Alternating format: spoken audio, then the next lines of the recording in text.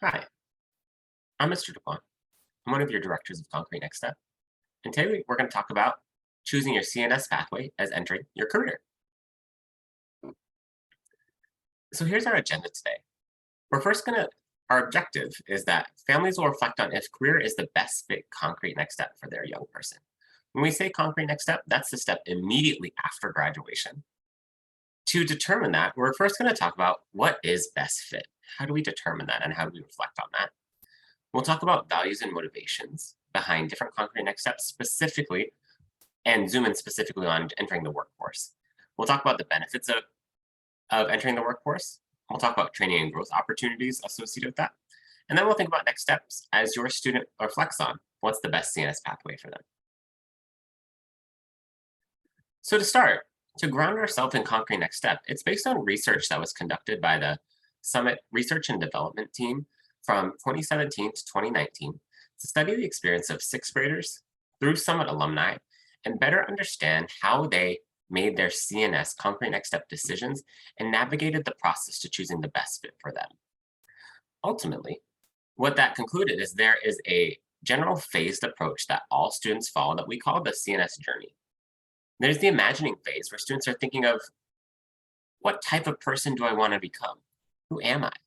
Usually we see that in sixth through ninth grade. There's the thinking phase where students are determining which path makes the most sense for me. Usually we see that 10th going into 11th grade of the planning phase. What do I need to do to reach my goals? And ultimately going through 12th grade and beyond, deciding on what is the best path, transitioning to it, and persisting all the way through that degree completion, or in this case, into their career. Please note that the CNS program is designed to support students through these phases with the goal of achieving our mission and vision that every student is reaching the best fit chosen concrete next step that will lead them to a fulfilled life and socioeconomic mobility.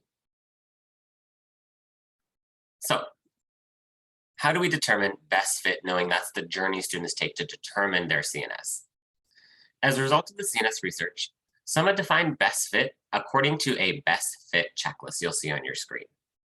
According to the research, if a young person considers these 7 dimensions on the checklist and has agreement and alignment from their network of supporters in their life, their family, folks who support them academically, confidants, trusted advisors, we call this group the personal advisory board. Young people are more likely to get to and through their concrete next step and move towards a fulfilled life if all of those folks are on the same page. It's important to note that during junior and senior year, all young people reflect on this checklist with their mentor group during their CNS time, and they think about, plan for, and ultimately decide on a next step. Seniors in particular celebrate their choice with the best fit checklist in hand during their oral defense, where they share and get affirmed on their pathway from their personal advisory board. For each type of pathway, and when I say pathway, I mean career, students go to a 4-year college, 2-year college, an alternative program, a career technical education program. For each of those pathways, there are specific criteria student reflects on. We're going to zoom into the workforce criteria right now. And I want you to think, how could this be a best fit for my student? Or what other considerations should they be making as they think about their CNS?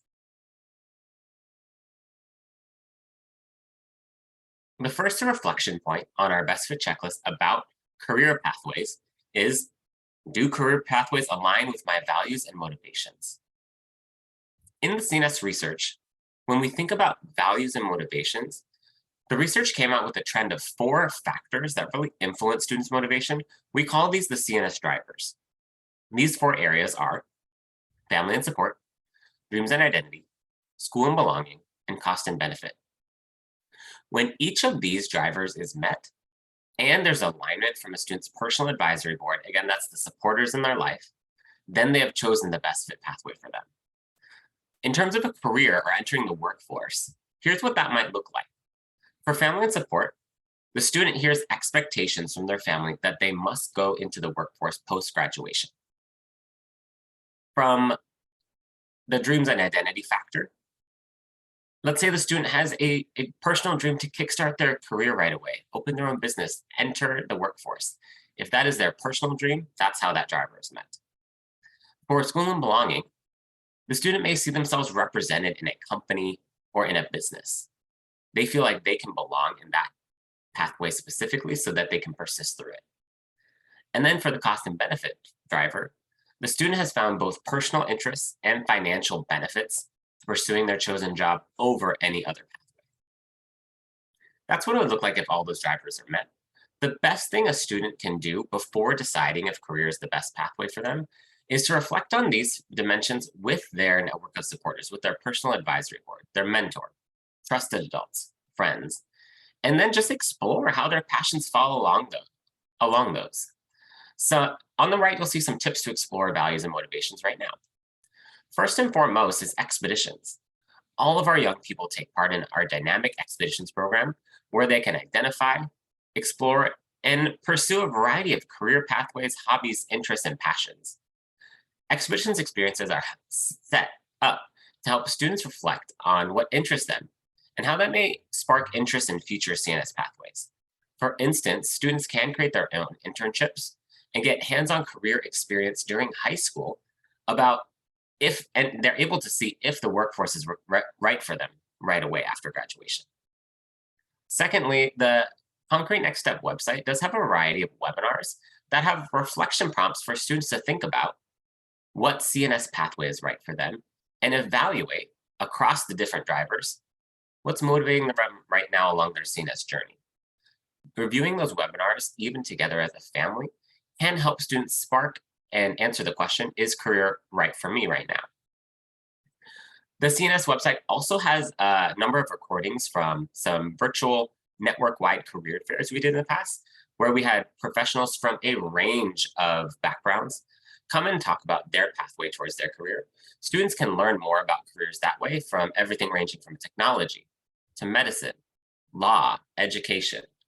All of those resources are live on our CNS website. And then last but not least, students can take career interest surveys to get just a benchmark of what could they be interested in. Because for some young people, it's really helpful to start with even just a survey. You'll see 3 resources linked here. Overgrad is a platform that all students use in 11th and 12th grade to support the CNS process. Within that platform, there is a career survey where students can answer questions about their interests, and Overgrad can suggest not only careers, but also the education pathways that lead to those, whether it's specific schools, degrees, or majors. Road Trip Nation and My Next Move also help students think about their career and a variety of other CNS pathways. During junior year in particular, all mentees get an opportunity to engage with these career surveys and think about how career might align with their current values and motivations. The next criteria on our best fit checklist around the workforce or career is, does this opportunity provide benefits? It's important to think about what the financial cost and benefit is in entering any CNS pathway. As we see on the study done by the US Bureau of Labor Statistics, college graduates make more money on average than high school graduates. In fact, many employers now hire only college graduates, even for entry-level positions. You'll see about the unemployment rate on your screen, as well as median weekly earnings, the difference between a high school diploma, some college no degree, associate's degree, and master's degree, different pathways a student could choose. If a student chooses to pursue a career, be sure to find a job that includes benefits, not only like a good wage or salary, but also like healthcare. As you'll see on the right side of your screen, bachelor's degree holders are 47% more likely to have health insurance through their jobs than those holding high school degrees. And their employers contribute 74% more to their health coverage. Ultimately, our vision here at Summit is to make sure every student can live a fulfilled life across many dimensions, filled with personal relationships, as well as financial security. We want to make sure our students have that healthcare as well as a strong salary, so they can move into their career and feel that they can support a family sustaining wage for them and those they care about.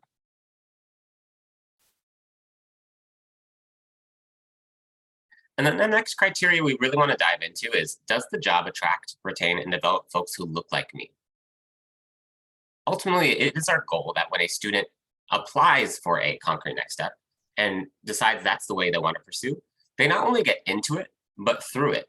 and having job opportunities for further professional development and job opportunities that want to retain folks of their communities and of their identities is only going to support them longer towards that mission towards a fulfilled life. So here are a few resources we recommend to start thinking about specific career routes aligned to that. Number one is the career maps. Our partners at Marshall Street did a study about the top 10 career fields that lead to a family-sustaining wage without requiring a bachelor's degree. Some of these require some training in college, but we recognize that might not be the right fit for everybody after graduation. These are 10 fields, including things like software engineering, nursing, construction, dentistry, that can allow students to earn one of those strong family earning wages and earn benefits like we talked about earlier. The career maps are available on our CNS website. We encourage you to check those out with your young person. Secondly, a program students could enter is called Year Up. Year Up is a year-long program that provides professional training and a corporate internship, all while being paid. What's great about this program, similar to our mentors, they develop strong relationships with the participants in the program to make sure they are not only getting into the program, but through it and moving on to their way into their career as they receive training. And lastly, students could think about apprenticeships.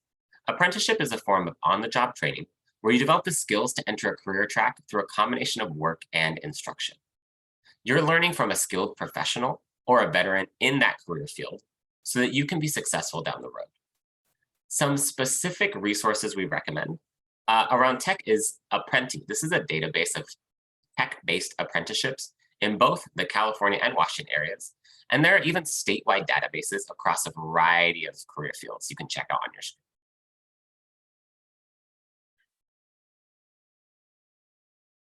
So let's think about next steps. We reviewed the best fit criteria around career and given you a number of reflection points to think about at home.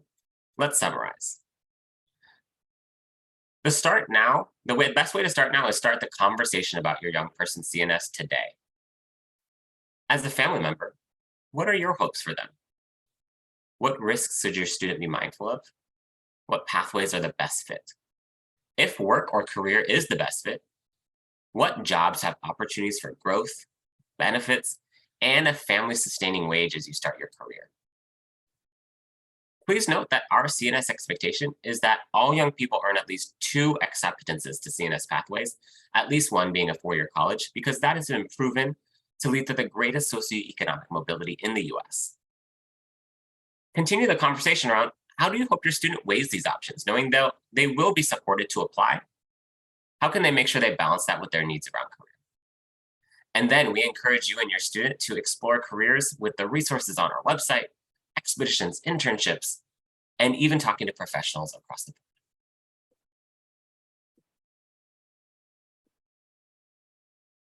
We are so excited to continue the conversation with you, your student's mentor, and along the way in their CNS journey, consider if career is the right fit for them. If you have any further questions, feel free to contact us at concretenextstep@summitps.org.